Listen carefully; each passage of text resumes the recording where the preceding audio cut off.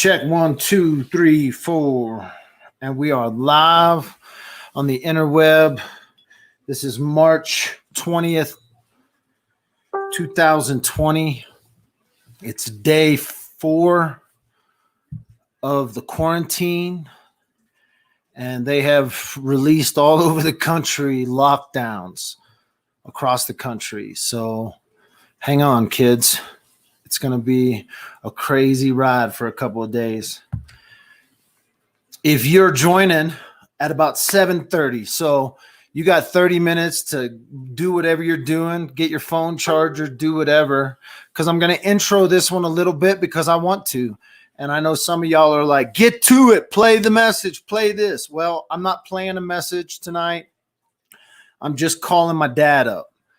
So I want to give you a quick brief on who my dad is. That way you understand how it plays into this whole thing. So I grew up in a law enforcement family. My dad has been in law enforcement since I was born and before I was born. For 49 years. I'm 40 years old, so you can do the math. So 10 years before I was, or 9 years before I was born, my dad was in law enforcement. No, it's even more than that because he retired a couple of years ago. So he's retired from multiple agencies.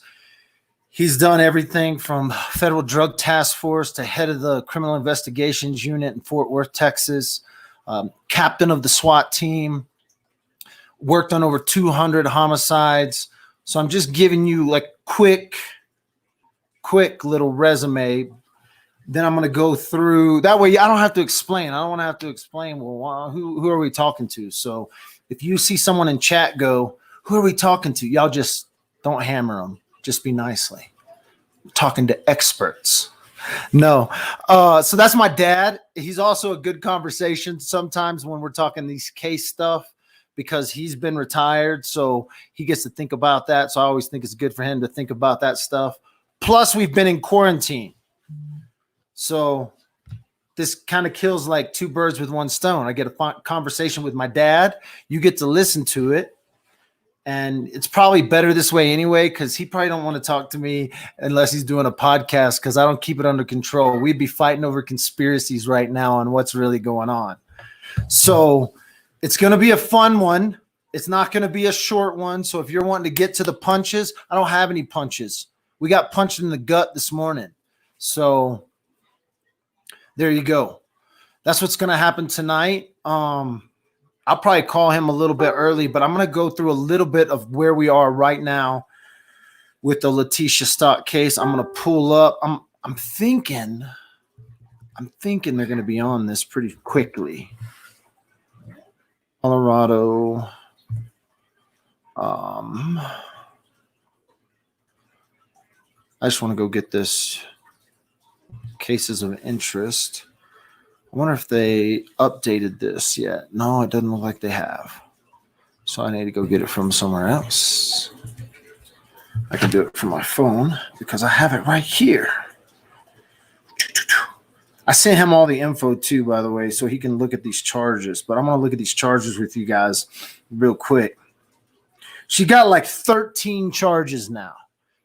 I think she started with 5. And I'm going to kind of read through these, and then I'll talk to my father about them and let him explain a little bit more about it, or about them. I'm going to tell you what I think, and then we'll ask him and see what he thinks. But you know, he's only going to have a little bit of info. He's not following this case on social media. He's not following this case in the news, but he'll have info on these charges for sure. So they charged her with 2 counts of murder in the first degree, and they're under different sections. So one is under section 18 and one is under section 11. And there's a long number that goes with it. But it explains it right here. So it says, on or about January 27, 2020, Leticia Stauch unlawfully felonized after deliberation and with the intent to cause the death of a person other than herself, caused the death of Gannon Stauch in violation of section.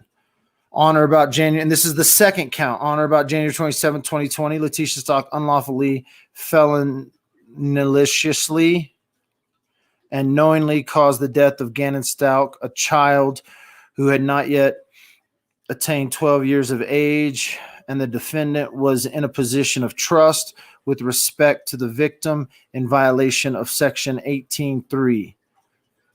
So those are two charges she has. And then let me see here. I want to see like 1, 2, 3, 4, 5, 6, 7, 8, 9, 10, 11 other charges, or 12 other charges. Count 13, no, 11 other charges. And the 2 charges of murder. A lot of these are tampering, count of a crime of violence. Now, this is where it gets crazy.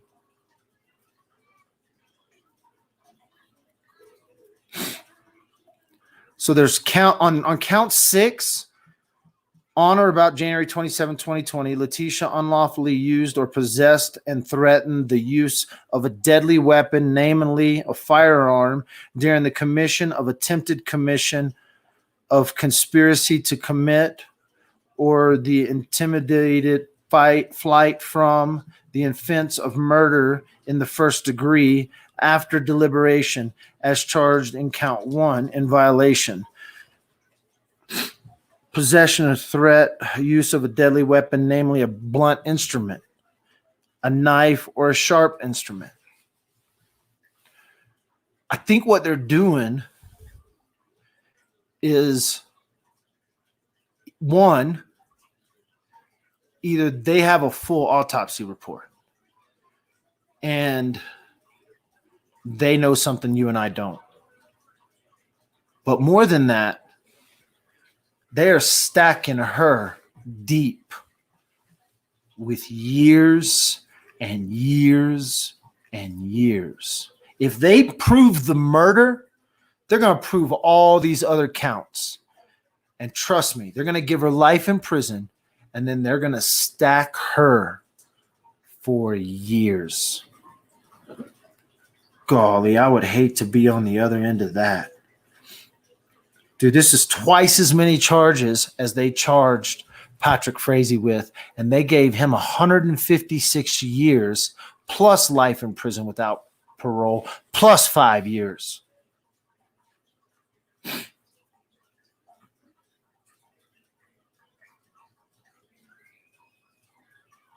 You can read all these. You can tell I suck at reading. I can see this just fine, but I still suck at reading. So I'm not reading through all these charges. There's 5 pages of them.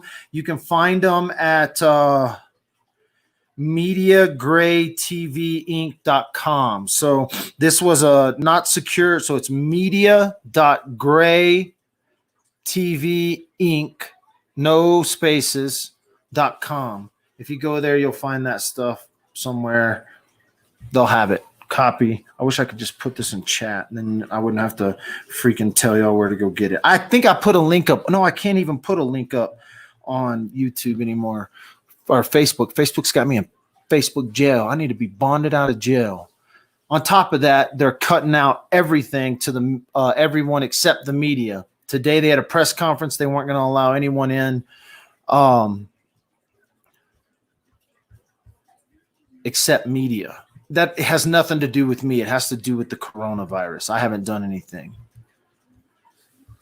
They need to update this document form, though, for sure. I know I got these somewhere. I better be working. All right. Y'all Google him on Crystal Kinney. They said autopsy was done is so many words by saying it was up to the family how soon Gannon would come home. Yep, that's correct. If you haven't seen the press conference, you can see that on Dad with a Phone. I want to get us to where we're at. So if you're just joining and you have no clue what this case is about, there's 100 different places you can go find out. You can find out on YouTube. You can Google the news and it'll show up. But the major break today was Gannon Stauch was found on the 17th in Florida. He had been missing since January 27th. Actually, the late evening of January 26th, Leticia Stauch, Gannon's stepmother, sent a message out to a Facebook community page at 6:35-ish on the 26th. On the 27th, the cops officially got involved, and they were on top of it. Law enforcement is asking for any tips between February 3rd and February 5th if you saw Leticia in Florida. Let me tell you, this girl ain't pretty. She is not a pretty cat. You wouldn't, if you weren't looking for her, you probably wouldn't have seen her, because this isn't like you ain't taking a second look at Leticia. I promise you. Let me pull this picture up of her real quick, and I'll show you, the latest picture that I'm gonna show you this one just because. But if you've seen this chick in Florida on or about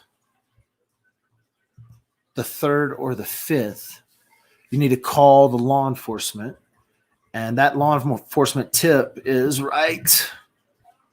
You need to call if you know anything, call these investigators tip line.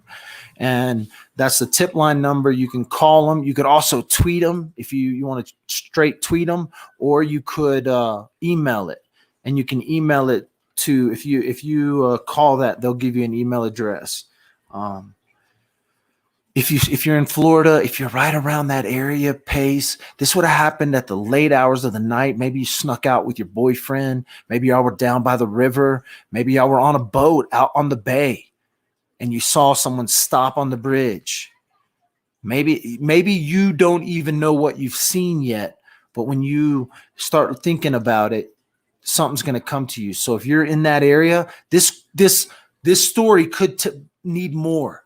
That's a vague timeline. It's like the 3rd through the 5th, these 48-hour days, this 48-hour section or whatever that she's down there. So what's up, babe? Oh, I thought my wife was yelling at me. So if you know anything or have seen anything in Pensacola or Pace, call the cops, then call me. That's all I'm saying. Let's see here. What else did they release? They want to know if you know anything about her. There is video of where this went down right on my Facebook page. I dropped earlier today. What we know so far, now there's a lot of rumors on Facebook. There's a lot of rumors flying around social media about how Gannon was found. I can't sit here and address them all. But what I can say is that on March 17th, and according to local press there, at some point on March 17th, a call came in to the sheriff's department about something some workers found.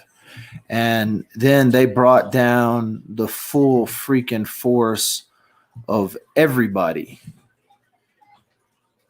and dropped everybody there. And this is a video that was taken on the 17th,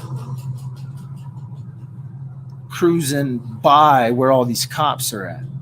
So on the 17th, they take this juvenile remains, they do an autopsy, and at some point on the 18th, they contact law enforcement in El Paso County, tell law enforcement, we think we have Gannon.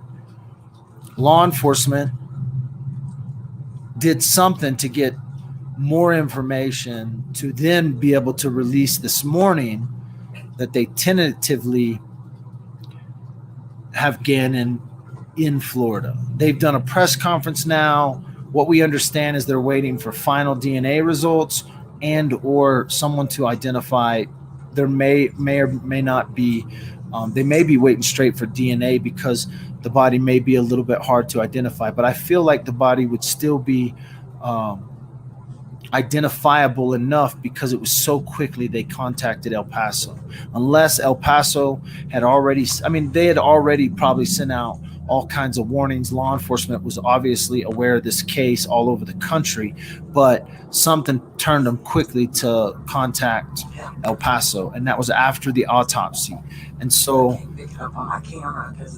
this all went down where they found this juvenile. That video right there that you just watched is one on the 17th where they had law enforcement just stacked there. Again, there's rumors about, hey, this is how he was found. I've had messages from people that have said, hey, they saw Gannon being pulled out. So and so was there. There's a lot of rumors. This is a nationwide case that the world's been watching, and all of a sudden we're in the middle of this quarantine. Everybody, hey, keep it down. Keep it down. I got people calling me from everywhere. Did y'all feel that or something? Did y'all like feel my phone ringing before it rang? Hey, shh. Ooh, God. All right. So I just got a text at 7:17 p.m. from someone that I obviously is watching. Thanks for watching. That's one of my sources that has been correct every time.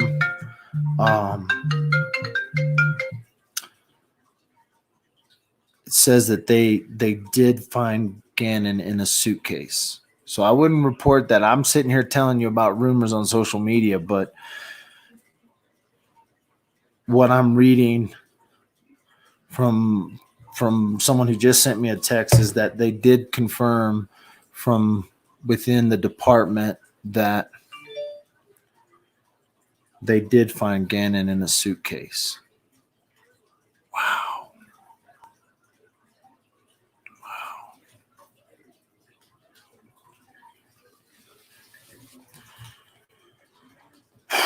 Golly, that's tough to hear right now.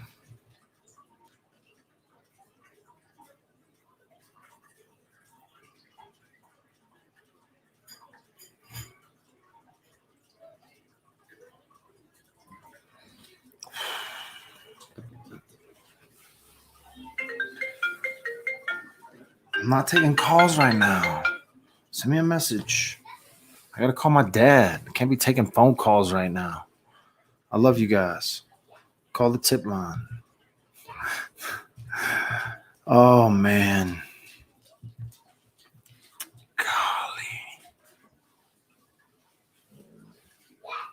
This is not going to be good. This is not going to be fun to follow. It's not going to be fun to watch. This case just got real crazy.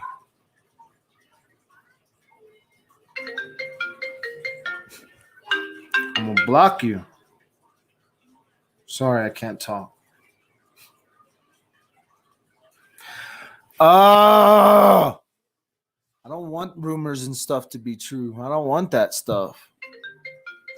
Dude, I'm going to.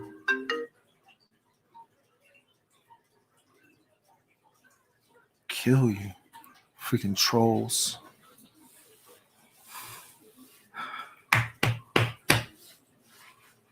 Man.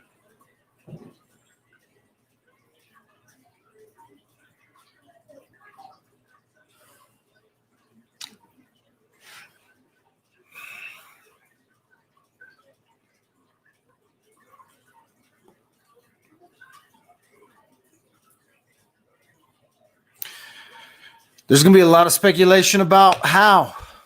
There's going to be a lot of speculation of if they were on to her on the 28th, 29th. I mean, this was a leap year.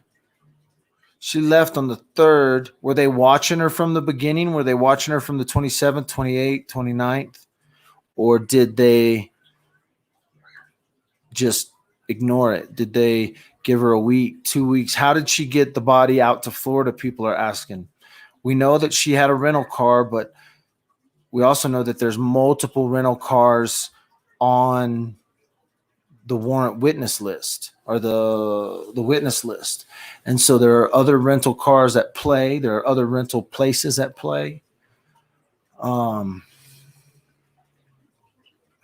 going to embarrass this person. What do you need? Hey, what's up, Dad? Yeah, good. I'm out. Who is this? I don't want to talk. I don't want to talk. Don't call me no more. I'm aggravated right now. I don't want to be mean, but I'm going to be. I don't want to be mean. Don't make me be mean right now. I'm calling my dad. If this guy keeps calling me, I don't know who this is. He's going to be an idiot. He's got to be watching. I don't know who this is, but it's probably somebody I know. But they're calling me 47 times right now. Text my dad and make sure he's ready.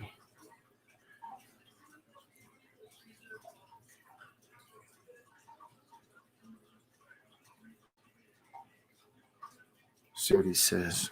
Man, I hate getting info, especially when I haven't been able to think about it. I see rumors all the time. People have been saying stuff all the time. I tried to talk to that girl who posted that this morning, the nephew of the dispatch officer who took that phone call, and she posted in some little text, some little group, that my sister took that phone call and they found Gannon in a suitcase.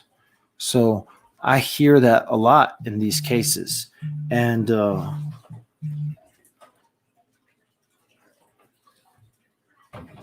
perfect.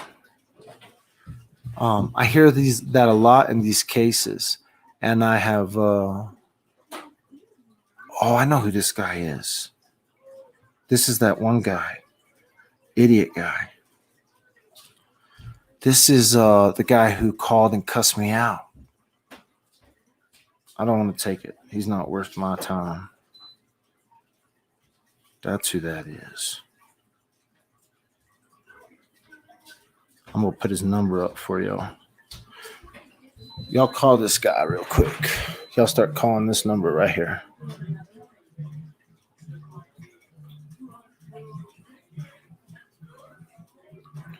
Y'all put him on blast right now. Call him like 100 times. Can y'all call that number for me? Because I got to call my father.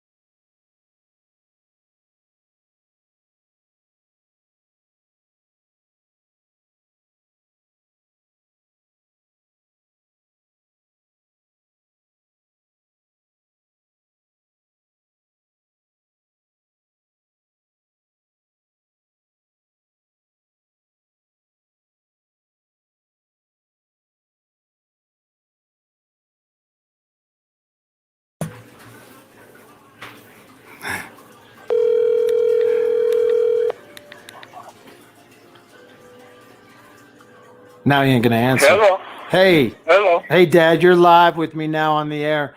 How you doing? Fine. You staying quarantine right now? Sorta, I guess. Sorta, I guess. Have they put any orders in for like stay at home deals there in New Mexico yet? Oh, they've made recommendations, and most of the restaurants are takeout only, and you can't eat in a restaurant any place. But other than that, And then, of course, they canceled all public gatherings over 10 people. So they did all that too. So they kind of followed the same federal stuff. Have you did you see anything on this case before I sent stuff over to you? Well, I don't know what you're No, like asking. had you seen anything on the news? Oh no. I hadn't seen anything about that. So you hadn't seen anything about this missing kid in Colorado? That's crazy. No. Because you're like one of the news watchers. I would have thought you would have seen that. So on January 27th, this 11-year-old kid in Colorado Springs is reported missing by his stepmother. And they she does it on social media. She does it actually a little bit earlier on social media the night before. And she starts making posts on social media, but she also contacts the police. And so then the police start investigating this. And then it turns into a pretty crazy investigation with a bunch of law enforcement. They do a lot of searching in the area. And then I think it's on February, or no, it would be March 3rd or March 2nd. They arrest her for the murder of this kid, of this kid. His name is Gannon, and he's the stepson. His dad is in the National Guard and was away on a National Guard trip when all this went down on the 27th. Meanwhile, she skips town because she went back to South Carolina because the dad kicked her out of the house. All this stuff started pointing at her. The online social media blew up. I mean, just sacrificed her in front of everyone. She made phone calls to random Facebook people and talked to them, and those people recorded calls. So she was talking from the very get-go, but they ended up arresting her and charged her with murder, but they didn't charge her with, it was like the not premeditated kind of murder. I don't know the difference, but they've come back and they've charged her now. And I sent you the charges over, and they've charged her with a bunch of stuff now. 12. Yeah, I saw it. Yeah, a bunch of different things. 12 criminal thing, 12 with the blunt force, with the gun, with the knife, all these different charges. First of all, I've had a lot of questions on why they would charge her with two different first-degree murders. And so I just thought maybe I'd get that out of you to see what you thought about that. Well, they use two different parts of the statute. One is has to do with knowingly and deliberately, and the other part has to do with knowingly injured, that the injury was to a child under 12 years of age. So, they're charging her with murder of a person, and then also charging her with murder of a child under 12 years of age. But she doesn't have to deliberately do something. She just knowingly knew that whatever was happening and was a part of it. Gotcha. She also, and so it's two different parts of the same statute. And if you look at the statute numbers, you can see that they're separate.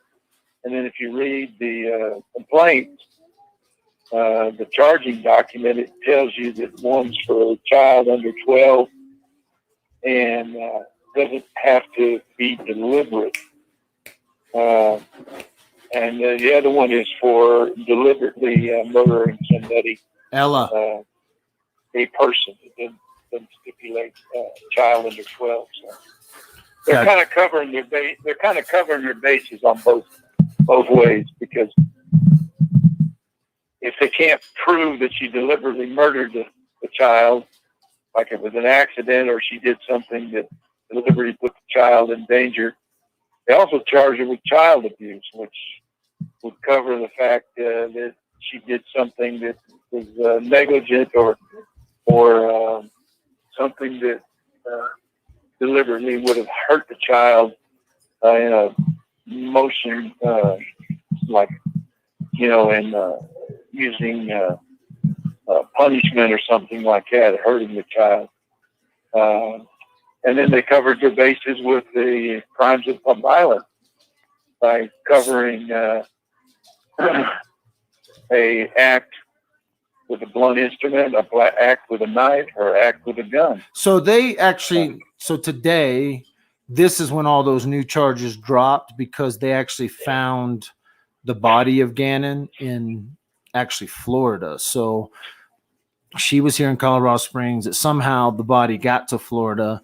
That information obviously hadn't been released, but they found the body just outside of Pensacola, Florida, and had the people, or the sheriff's department that recovered the body, they did an autopsy, and then they contacted El Paso County and told El Paso County, hey, we think we have Gannon. That happened on the 18th. So the 17th, they found the body there. It was reported in the news that they had found a body on this, just off this bridge. So then on the 18th, they ended up getting the results of the autopsy, which led them to contact El Paso County. El Paso County has now kind of confirmed. They haven't said it straight out, but they have pretty much confirmed that we believe this is Gannon. And so then they drop all these extra charges. So for them to charge those individual criminal things, is that something like, hey, one, the autopsy revealed he was shot, and there's sufficient evidence that he would been, beat with something, and he had been stabbed or cut with a knife? If they left those charges on after the autopsy, that means they have some type of evidence that all of those things are. Yeah, they actually added those after the autopsy, so it wasn't like those were on. Yeah. Yeah, they probably have some evidence from the autopsy that all of those things could have been used to kill, or at least evident on the body. Yeah. Okay. That's where a lot of people were. Are they covering their bases, and it sounded like the DA was like, in the press conference, he even said, for us to charge those, we have to have evidence. So he kind of covered that a little bit. Like, I'm not going into this, but we can't just throw out a bunch of blanket charges unless we have some sort of evidence covering that. So that's kind of how I feel like, yeah, they have something since they've got the body and have done an autopsy. It's crazy living in this like post-virus world, and then still looking at like the court system, because a lot of the court systems are being canceled. So a lot of people are questioning, are they going to do this? I wanted to ask you, because you worked with the DA's office in your time. I know you weren't there. I don't remember how long you were at the DA's office, but in your time, have you ever seen anything like shut down the court system like this whole thing is? Well, 9/11 shut down the court system temporarily for about a week, but not as much as this is going to be shut down. Now, he explained one of the things that they were doing was they were proceeding with court cases where people are in custody. So if the person was not in custody, in other words, if the person was out on bond, then they could postpone those cases, and we're going to postpone those cases. I guess that's what he did say. Because if the person, and that's reasonable, because they don't want to keep the person in custody any longer than they have to, and deprive him of him or her of their rights, of a speedy trial. So that's why they're proceeding the way they are, and that's probably, I haven't heard here exactly what they're doing, but that's probably what they're doing. Yeah, the Supreme Court here in Colorado issued something that, like kind of the same thing he said. Basically, if you're in custody, we're going to proceed with your hearings and stuff. If you're a criminal and you're up against speedy trial, which is 180 days here in Colorado after you've pled or been arraigned, then the cases would go forward. So Yeah. But it's never happened. I've never seen it. They have now. I have a feeling they're going to this today. They had a press conference that I got emailed from, and they said nobody can come to the press conference but credentialed media. And so they basically shut down the press conference to the public, where normally they don't shut down those press conferences to the public. And I'm wondering if they're going to move forward with this trial, and they have issued court kind of broad coverage that said if you're not media, if you're not related to the family, if you're not a witness, then you're not allowed to come to the courthouse or go in the courthouse. And so that kind of throws me out to the freaking wolves. But we'll see how that all plays out. That's life. I know you don't care. You think it's funny, but I actually. It's the thing is if it wasn't a situation of transmitting a disease or a virus, you wouldn't necessarily have that. But they're taking the precautions. No, I know, and that's the thing. They're trying to go forward with the trial, but then they're taking the precautions that they feel necessary. Yeah, they should, because the other day we were in court with them, and their DA or the public defender was coughing all over you're coughing all over. You got the virus, Dad? Well, that wasn't me. That was your mother, and she's taking a blood pressure medicine that causes a side effect. I gotcha. So I gotcha. Yeah. All right, Mom. Don't be getting all that. I hope it doesn't spread through the phone. Yeah. All right. So I don't think so. No, I got you. I wanted to ask you, when dealing with these child cases, have you ever did you deal with any homicides with children? Yeah.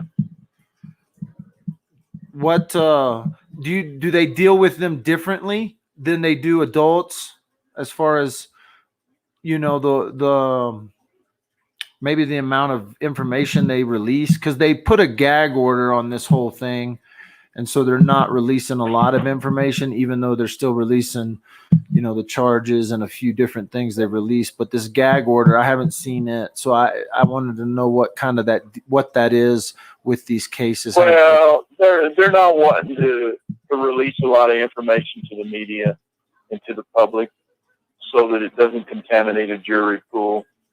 Obviously, they're trying to learn lessons from the previous murder case up there that we talked about, where there was a lot of information released to the public. That's their prerogative, and they probably feel that there are other people that are involved, and they don't want to tip off what they know. That's what I thought. I thought when they put the gag order on there, I was like, man, it sounds like they don't want to give information, because they don't have to give, when they have that gag order on, all of a sudden the public defenders have to file motions to get that gag order released so that they can sometimes get information. We saw that with the arrest affidavit. They sealed the arrest affidavit. So then the public defender had to file a motion to release that affidavit. And so they didn't even get to see it even up until the day her first arraignment, which then they put off kind of like a status hearing, because she's not going to make any kind of pleads when they haven't even seen the arrest affidavit. So I wondered if they were trying to keep information because there's other people they want to apprehend, or there's witnesses because they are really searching for witnesses over in the Pensacola area around a certain date. They've asked for stuff. And so that gag, I was thinking maybe the gag order was because they were trying to literally keep information from getting, not necessarily to the media, but to the other people involved. So, well, they obviously, he emphasized in that news conference that investigation was still going on, even though they filed arrest and arrested her. It was still an ongoing investigation, and it's because they want. I mean, if she did it, she transported the body from Colorado to Florida. He emphasized the fact that they had jurisdiction in the case because they believed that the murder took place in Colorado. Therefore, there's a good possibility other people were involved in the transport or dumping the body. Somebody else may have come to Colorado, pick the body up and take it to Florida, or she transported it herself with the help of other people. So that's what they're trying to do. They're trying to continue the investigation and not give out enough information of what they have and what they know, so that they can try to finish it up and try to determine who else was involved, if anybody was involved. Hey, in your time in law enforcement, did you guys ever release information to the media that was not necessarily fact? Like, let's say you released information to the media and said, we're looking for this guy that was carrying a knife, even though the victim was shot, and you wanted to keep that information. You know, you didn't say the victim was stabbed. You just said, we're looking for a guy with the knife. Did you guys ever tell that to try to flush other people out? No, because you were you were the you were the PR officer though for Tarrant County for a while, so you were the one that talked to the media. No, we never released false information. Okay, we might release a certain amount of information and not give details, or leave some details out. Some details that later on we knew if we got a suspect that only the suspect would know, that information. But we would never release false information to try to mislead the suspect or who we thought might be the suspect or somebody else. Gotcha. But like I said, we did release information, leave out information a lot. In fact, almost every press release had left information out about specifics about the case. But that was just more to protect the integrity of the investigation. Right. And to give us an edge when we did find a suspect, or did get a suspect, or did get a lead, and in our investigation, we would find out this person had certain information that only we had, and the suspect would have. Gotcha. It's crazy. So I got you. No, you're trying. See, and that's the thing. Now in today's world, we're all trying to figure out where the holes are, where they're leaving information out. Plus, we have these videos of her with the press talking things that she has said. Like I had a phone call that somebody had recorded with her, and in the phone call, she says something to the effect of, they'll probably find Gannon in a ditch by some water, And then they were searching water and they were searching ditches here in Colorado. Like there were certain areas that around the house that they did searches, and she had messaged some of this on social media. But then he ends up being found, in a ditch on the side of the road by water, And so I actually got a freaking. I had a phone call someone sent me and I played it, but I also sent a message to the tip line just to say, hey, I got this phone call that happened between social media person and this lady, Leticia Stauch, and I sent it in. And then I got an email 2 days ago from the El Paso County Sheriff's Office that wants to talk to me about that tip. So I don't know what they want to talk to me about. We'll find out. Yeah, you're going to get yourself subpoenaed real quick. Well, I know, but they probably will just subpoena me just so I don't have access to the court. But the problem is at this rate, I don't have access to the court. If they use that phone call against her in the prosecution, they will subpoena you, as a source. Well, they'll maybe, because the other girl, I wasn't the one on the phone call. That's the thing. It was some other random YouTuber, but that, or not YouTuber, but Facebooker. And that person they don't have like a channel. They're just like a random person on Facebook that this lady called. They just recorded it. And then they were sitting on it. And I think that they sent it to the cops, but they also sent it to me, and I played it, and people got mad at me for playing it. But then now the cops want to talk to me. But I wanted to make sure the cops had it. So I called them and sent them a link to the video and a link to the phone call, so that whatever. So I just, there was they had hundreds of tips come in. And I don't want to call in tips that I don't think are relevant, but that phone conversation was pretty crazy. And so we'll see what happens. But hey, Dad. Hey, I don't want to keep you all night. I just wanted to ask a few questions about some things that happened today with these new charges being added, and see if you had some insight on that. I think you did with them adding these charges after the autopsy. I feel like the autopsy revealed some stuff. You there? Well, I'm sure it did. Yeah, I'm sure it did. So, otherwise they wouldn't have added the charges. They wouldn't have added all of that stuff. Be specific about it. Yeah. Hey, all right. Well, give Mom some love for me, and y'all stay safe. Don't be going out of quarantine. All right.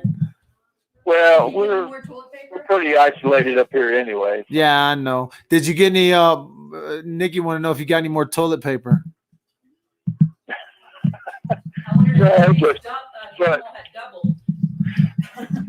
We just wondered if Mom's supplies had doubled over this little course. No, we didn't go out looking for any, but we did go over to Las Cruces, and in the process we noticed that there wasn't any over there either.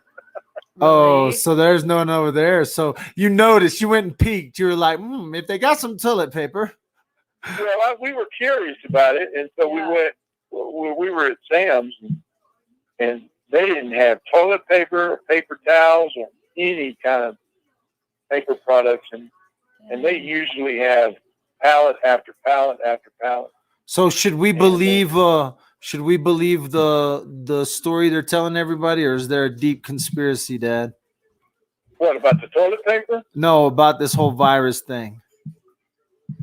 Well, I think there's more to the story about where and how its origin, but I don't necessarily believe what I've been reading on the internet about some of the conspiracy theories that are out there. You don't think they're crashing the system in the market? No, I think some people are taking advantage of that crash. For sure, right? Did take advantage of it. Yeah, for sure. And, some senators. As far as purposely doing it, no, I don't think so. They're probably not that smart. But well, I think from what I've read and from what I've seen, I think that this virus, they say, started in the Chinese virus. Chinese virus started in a food market and jumped from animal to human. But I think there is a research facility run by the Communist Chinese in that same town. Oh yeah, Dad, been reading the internet. You've been reading the internet. No, you're gonna connect it. No, that wasn't on the internet. Oh no, I understand. No, I know there is a that Wu wasn't on the internet. Wu-Tong. But I think that something got loose at that research facility, and of course we'll never know because the Chinese will never admit it, and they'll never let anybody investigate it outside, inside China. People might try to investigate it outside, but I don't think they're especially with Trump calling it the Chinese virus. Well, hey, every virus, Ebola came from Ebola came from an area known as Ebola. You've got all these swine flu virus came from pigs. You know, they call it from where it Oh, I the see. origin. You're So, giving Trump a pass on the well, Chinese. hey, No, you know, I'm with you. Hey, I don't want to. I know people are tired of hearing about this virus. you So know what? You know what the stupidest thing I heard was? what was this? What was it? People weren't buying Corona beer because it was Corona. Come That's the on. stupidest thing. I don't even drink beer, and I thought that was stupid. I know. No, that's what happens. They'll ruin a brand just for the You know, Instagram. and the toilet paper thing, I'm still confused on that. Why everybody's buying toilet paper? I think that was a bet. That was a bet with these politicians, but that's for another. I could do a whole podcast with you on why this virus is crazy. But hey, Dad, have a good night. I'll talk to you later. Okay. All right, we'll see you. Bye. Oh, my dad. I could go all night. I told you I could get him going if I wanted to get down on that coronavirus stuff. I hope y'all called this other guy. Now I hope he calls me back because I'll let him have second fiddle if he wants to go live. So thanks for watching Dad with a Phone. Little interview with my dad with a badge. I didn't have a ton of questions because I know my dad's not going to try to speculate on what, but I wanted to ask him because I know there was a lot of questions about all these extra charges. Why with the blunt force? Why with something like a knife? Why with a gun? They obviously have information. They obviously have information that leads them to believe that this happened. So thanks for watching. I may be back with a phone call if my boy from Arizona calls me, but he might have been overrun by you. So I don't know if you guys got on the line with him. I hope that was fun for him. Thanks for watching Dad with a Phone. We'll talk more about Gannon's case and what's going on as more details come. I do believe that they are probably going to close down the courtroom except for credentialed media. They may somehow because of the virus, they may give media some sort of expanded coverage since the public can't be there to ward off any kind of public interference stuff. But it may be a delayed broadcast where we don't get it till after the trial. And so for me, I'm going to hunt some credentials so that maybe I can get in and just watch this thing face to face. It's going to be a crazy journey because from what it sounds like, there is a story. There is something. This isn't a simple where she buried Gannon around the block or buried him close by. You heard it where I didn't try to lead my dad in the sense, but I wanted to kind of see what he would say. And law enforcement investigator, again, hundreds of homicide cases, children's cases, all that stuff. Body moved over multiple states. She probably had some help or someone help facilitate that. And so let's see what happens. Let's see who comes, who maybe there's rumors of other people being arrested. There's other people in custody. Maybe. I think that stuff will come out soon enough. Again, I've already got one email from law enforcement. I don't think I need two, but we'll see what happens. Thanks for watching Dad with a Phone. You can follow me at all the links below. I hit 10,000 subscribers today. That made me happy. I'm not going to lie. Yes, I hit 10,000 subscribers today on YouTube, which isn't like a huge deal to me as far as like I don't push. I block subscribers. I've kicked subscribers off. But there was a point where I was like, oh, I think I should get to 10,000. So that was a cool thing today. On top of it almost starts to bring this journey and focus for justice for Gannon. And now that Gannon's being brought home, those are the words of his mother. My baby's coming home. That's a good thing. It's a real good thing. So we'll talk to you guys later.